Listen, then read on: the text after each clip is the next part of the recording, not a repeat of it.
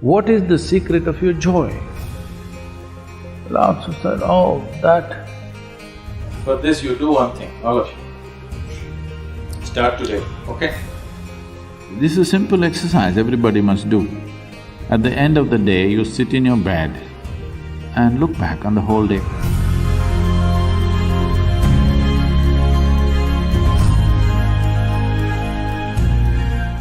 This happened. You heard of Lao Tzu? Lao Tzu? Lao Tzu is a celebrated Zen master. Today, even then, he gathered a certain number of disciples around him. It's part of the Zen tradition that when the master or the guru is dying, people gather around for a final message. So at the age of 83 or 84, he was passing. So people gathered around him and asked him, Master, what is the secret of your joy? You know, he faced lot of extreme situations in his life. He was accused of things that he had never thought of, and he went through troubles. So people asked, you went through so many things, but you were always joyful. What is the secret of your joy?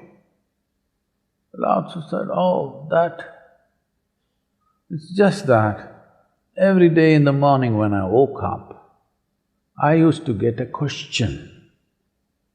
The question is, today, shall I be joyful or miserable? Till now, I just happened to choose joy, that's all.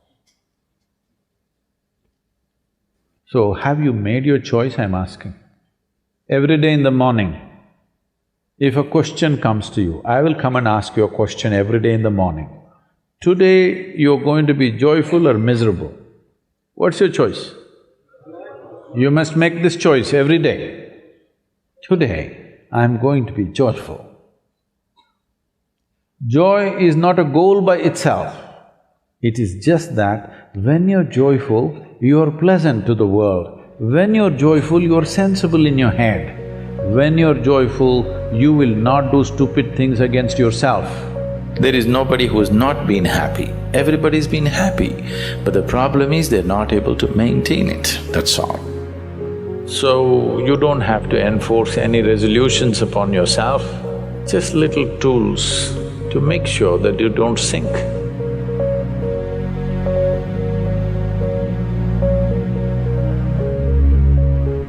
Suppose, let's say your life is done, you're on your deathbed, tomorrow you're going to die.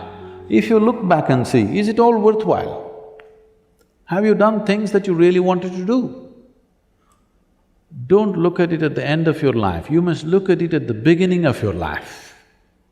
Suppose you're on your deathbed, you're going to die, maybe you lived 100 years, but look back and see, has life been worthwhile? Have you done things that really matter to you or no? Because most people get truthful only if death is imminent. Otherwise, they know how to lie to themselves and to everybody. Most people tell the truth only when you put a gun to their head, unfortunately. I'm saying don't wait for somebody else to put the gun, you put it tonight and watch. Suppose I'm going to die now, have I done things that are really worthwhile in my life? Things that I could be proud of, things that are worth spending my life upon?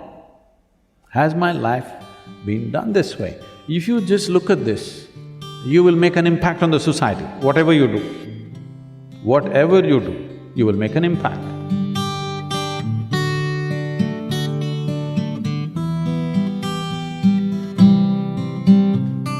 We do not know what you can do and cannot do in your life.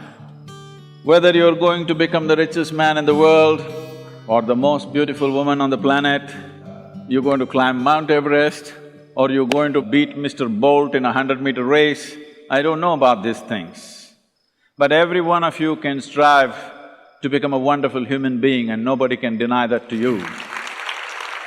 Nor people, nor world situations, nor inclement weather can deny this to you, that you want to be a wonderful human being, nobody to stop you. So I want you to do a simple process. Write down three things. Write down three things when you go home. Whatever you think makes a human being into a wonderful human being, just three things, and make it a reality in your life. What you think is the highest. Don't do what I want, please do what you want. In your life, if you do not do what you want, it'll become a wasted life.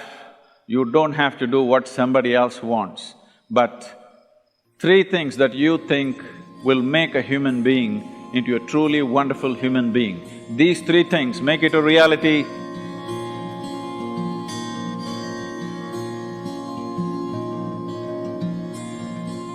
As it is said, a man is ill only because he does not know how to be still.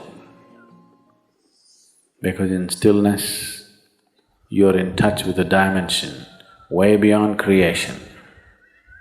So if one has to attain to that grace, at least a certain amount of stillness has to enter your life.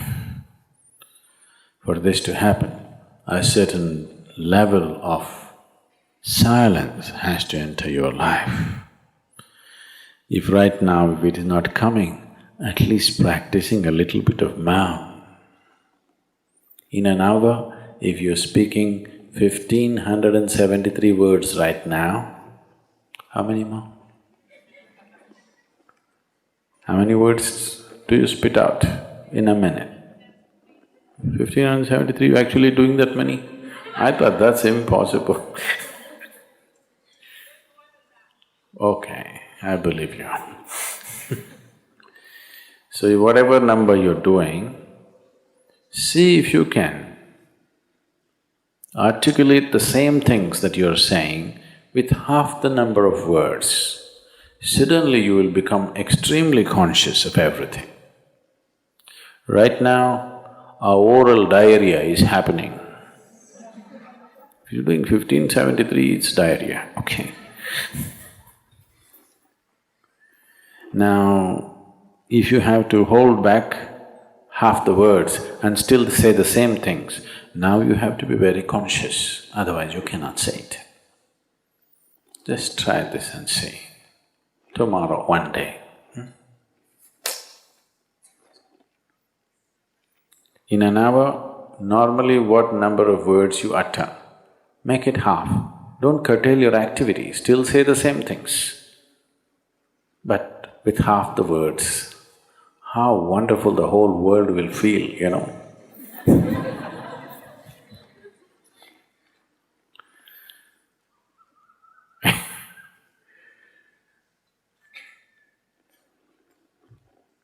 World will be a wonderful place, I'm telling you, tomorrow, if everybody does this. Many marriages will be saved.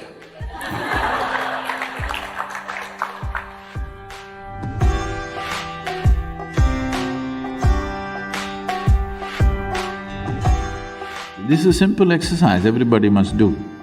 At the end of the day, you sit in your bed and look back on the whole day from the morning you got up, how you've been going around.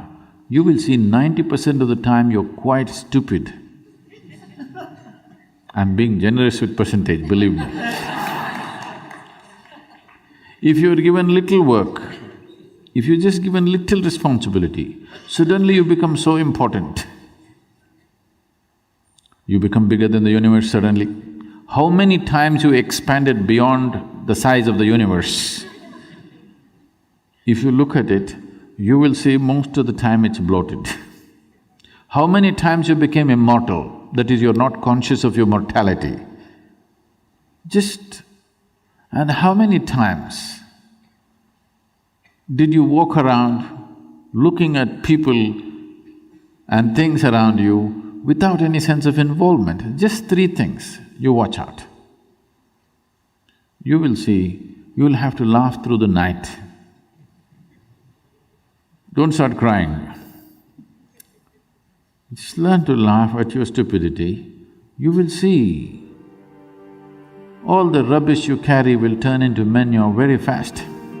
And manure is good for growth, you know. Yes.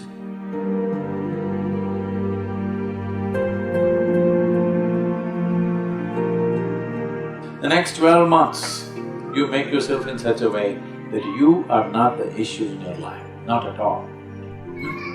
Can you do this to yourself? You deserve this, I'm telling you. That you're not the trouble. Only if somebody is causing trouble to you, some trouble in your life. If you sit alone, you're never the trouble. Make yourself like that. For this you do one thing, all of you. Start today, okay? One thing that you don't want yourself to be.